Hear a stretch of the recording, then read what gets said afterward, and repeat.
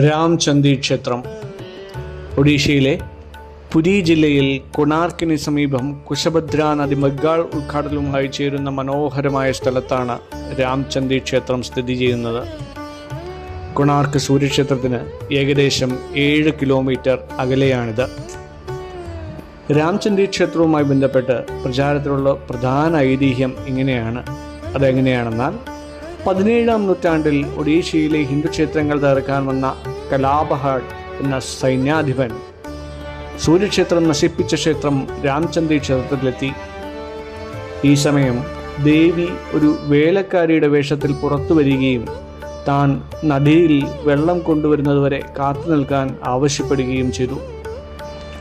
ഏറെ നേരമായിട്ടും വേലക്കാരിയെ കാണാതായപ്പോൾ കാലാപഹാഡ് ക്ഷേത്രത്തിനുള്ളിൽ കയറി. അവിടെ പ്രതിഷ്ഠ ഉണ്ടായിരുന്നില്ല. നദിയിലേക്ക് നോക്കി അദ്ദേഹം കണ്ടത് ദേവി വെള്ളത്തിന് മുകളിലൂടെ കടന്നു പോകുന്നതാണ്. ആ രാത്രിയിൽ ദേവി ഒരു പൂജാരിയുടെ സ്വപ്നത്തിൽ വരികയും നദീതീരത്ത് തനിക്കായി പ്രത്യേകമൊരു ക്ഷേത്രം പണിയുവാനും ആവശ്യപ്പെട്ടു. ശ്രീരാമൻ സീതാദേവിയെ തിരയുന്ന യാത്രയിൽ ഇവിടെ വന്ന് പ്രാർത്ഥിച്ചിരുന്നതായും ഐതിഹ്യമുണ്ട്.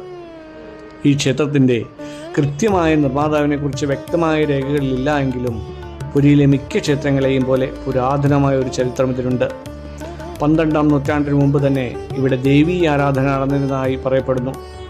കുശഭദ്ര നദീതീരത്തെ പ്രകൃതി ഭംഗിയിൽ ചുറ്റപ്പെട്ട ഈ ക്ഷേത്രം ഒഡീഷയിലെ പ്രധാന ശക്തിപീഠങ്ങളിൽ ഒന്നാണ്.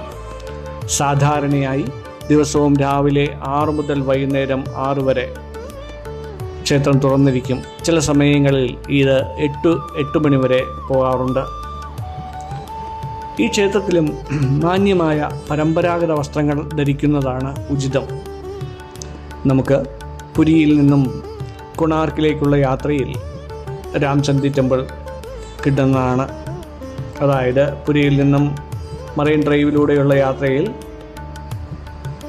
ബംഗാൾ ഉൾക്കടലിൻ്റെ സമീപത്ത് കുശഭദ്ര നദി ബംഗാൾ ഉൾക്കടലിനോട് ചേരുന്നതിൻ്റെ തീരത്തായിട്ടാണ് ഈ ക്ഷേത്രം സ്ഥിതി ചെയ്യുന്നത്.